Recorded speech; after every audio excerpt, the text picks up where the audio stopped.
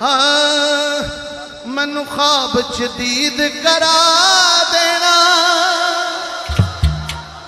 मैं कल तो छेती सौ जागी। मैनू ख्वाब च दीद करा देना, मैं कल तो छेती सो जागी। मैनू ख्वाब च दीद करा देना, मैं कल तो छेती सो जागी। मैनू मुख महताब विखा देना, मैं कल तो छेती सो जागी।